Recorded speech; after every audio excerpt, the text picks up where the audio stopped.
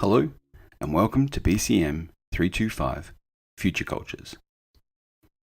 In this video, we're talking about science fiction. Why science fiction? Well, the core aim of the subject is to get you thinking and planning for the future. Not just your own personal future, but the future of the media and communication industries, technologies, and practices, as well as the future of the planet and humanity as it moves into the solar system and beyond. Science fiction as a genre has evolved as a set of socially agreed upon conventions for imagining and representing many possible futures. Spaceships and time travel, robots and aliens, artificial intelligence and DNA manipulation. These are all part of the speculative imaginary of science fiction futures. But science fiction does not predict the future. Rather, it represents how a possible future can be imagined by making specific changes to current conditions, which means the way we represent the future in films, books, comics, and games is very much informed by the now and how the present has come to be as accumulation of the past. To start thinking about science fiction and how we can make use of it to think critically about the future, this lecture is going to turn to the work of Professor István Székely-Ronay and his book, The 7 Beauties of Science Fiction. Specifically, we're going to focus on the third beauty he calls future history.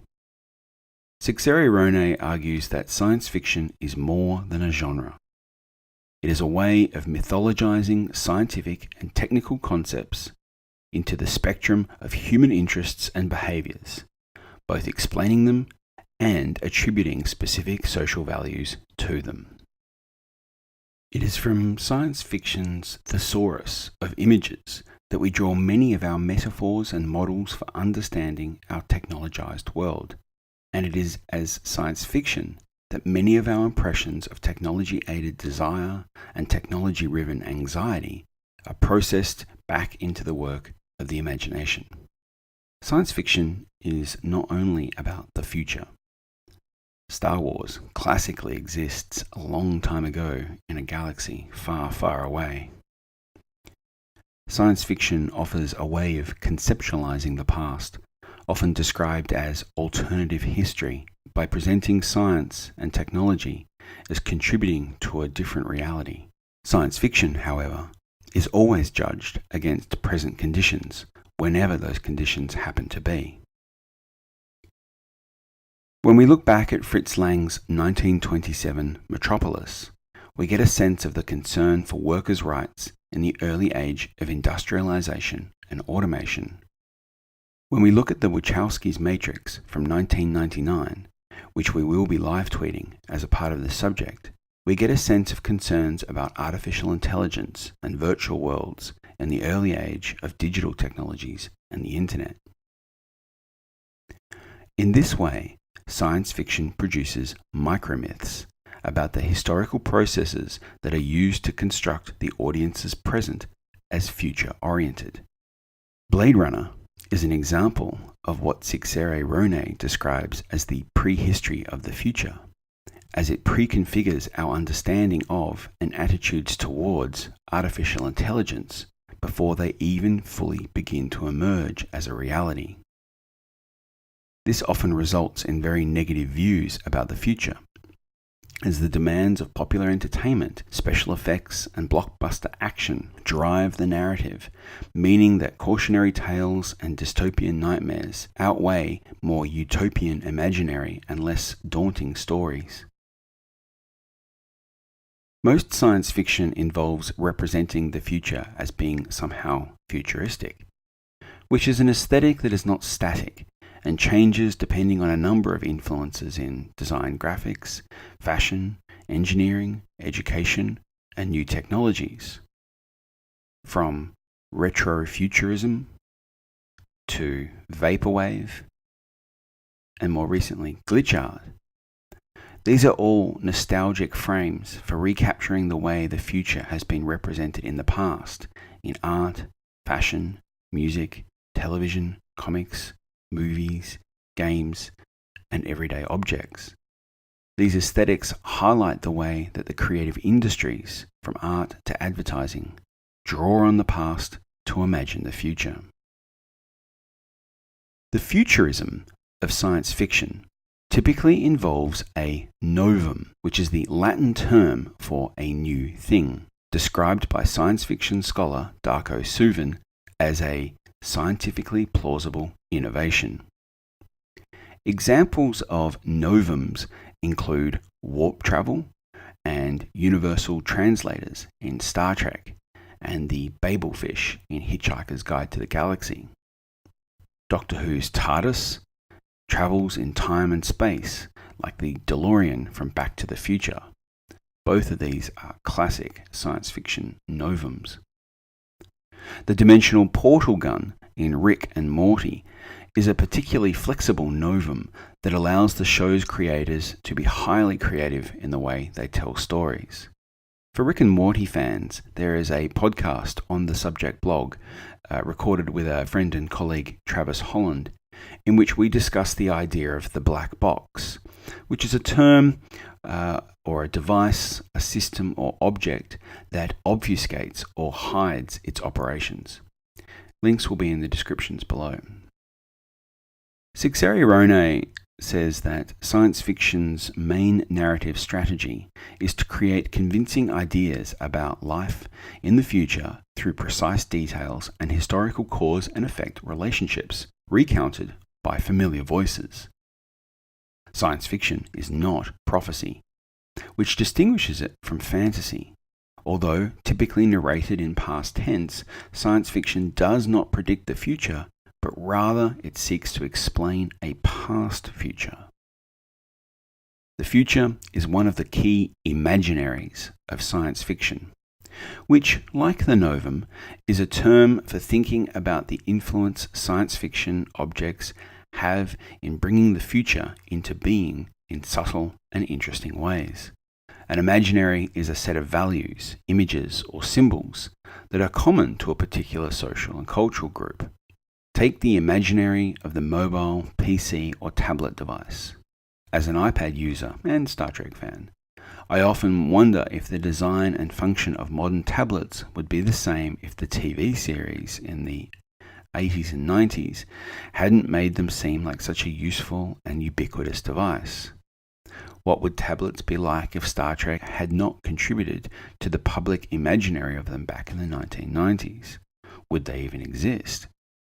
Not only did Star Trek influence the development of the iPad, it had a big impact on my own personal use in terms of how I imagine the uses for tablets and incorporate them into my everyday workflow, which is very different to the way other users who were not exposed to that imaginary use their devices. A science fiction novum or imaginary is the illusion of a completed future that allows science fictions to be told and for a parable space to be formed through which readers can shuttle back and forth between the fictive world and consensus reality. A parable is a story with an instructive lesson, like a fable. It is a type of analogy. By imagining a fully realized future, science fiction mediates a specific relationship between the human present and the potential future. Two movies that we are going to examine this session, The Matrix and Ghost in the Shell, present a fully realized future in which humans can connect to the internet through a plug that inserts directly into the brain. Both represent this at the base of the neck. However, both of these films predate Wi-Fi technology and Bluetooth technology, which would now seem a more likely way to go directly online through some kind of implanted chip. But both these movies informed a generation of programmers, hackers, engineers, and researchers, and other creative artists, slowly working towards the idea of direct neural connectivity and representing that in popular culture and fiction. These movies offer different future histories based on this novum, and both feature contemporary trends and anxieties about our techno-scientific approach to problem solving. Futuristic details are poetic devices for for exoticizing the present. In Blade Runner, another movie we're going to live tweet this session, we see technologies introduced to overcome problems associated with the future, including overcrowding, climate change, and mass extinction. In the world of Blade Runner, space travel, terraforming, and colonization are all made possible by a central novum of the replicant, a biological robot, a new slave race. In Blade Runner, it is imagined that all the animals have died out. And yet, as we've seen recently, it looks like animals will certainly last a lot longer than we anticipated, while insects are starting to die out. Darko Suvin suggests that the novum is a logical extension of strategically isolated current trends projected into the future. This allows for the audience's culture to become defamiliarized, its hidden significance revealed by what he calls parabolic indirection, which really just means that science fiction is not about the future. It is about making the present strange in order to see it in a new way. The future is used as a convention to present distortions in the present and create a science fictional awareness. History cannot be imagined without a concept of the past having a future. Paraphrasing philosopher Friedrich Nietzsche, Csikszentmihalyi suggests we can explain the future by what is most powerful in the present. At the same time, our sense of the present is saturated with anxieties, hopes, promises, and plans. Csikszentmihalyi argues that up until the 18th century, the past and the present were considered as a continuity, like a river flowing endlessly into the future. The past was separated from the present by memory. The future was the moment when developments originating in the past would be completed. As sacred history became secular, meaning disconnected from religion, and the fate of the world became social, human time had to be unmoored from the promises and curses of an original past. Much of the intellectual energy of the 19th century Europe went into imagining universal improvement and the need to contain the chaos of leaving the safety of mythic history. The scientific and philosophical systems of Darwin and Marx and others contributed to a sense of the future as one of material improvement, greater freedom and power. Science fiction addresses audiences who felt that they had an immediate stake in the techno-social disruptions that were remaking a world, and in doing so they jettisoned many of the aesthetic and historical axioms of elitist Western culture. The science fiction novum trails its future behind it like the contrails of a rocket. The novum transforms the reader's present from just another moment in the continuous past into a dramatic prehistory of the future. The novum breaks apart familiar history and builds a new one, recreating the past to create a new imagined future. Most science fiction worlds are incredibly conservative, requiring a very stable ground against which the radical novum can be fully experienced. Canadian literary critic Northrop Frye describes science fiction as romance that is overwhelmingly rationalized, prosaic but plausible. The future history of science fiction uses historical realism to create the illusions that the setting is occurring in potentially real time, familiar enough for the world to make sense and consider the implication of the novum's disruption. So, there you have it, just a small taste of Istvan Csikszentmihalyi's amazing take on science fiction and Darko Suvin's understanding of the science fiction imaginary of the novum. Hopefully, it's been useful to those both familiar with the genre and to those completely unfamiliar with these texts that we are going to be screening and looking at closely as part of this course. Definitely use the idea of the novum and the future history to think about the movies that we're going to be watching and start to imagine and identify the imaginaries involved in your own digital artifacts. That's it for me right now. You'll hear more from me next time, and remember, the future is now.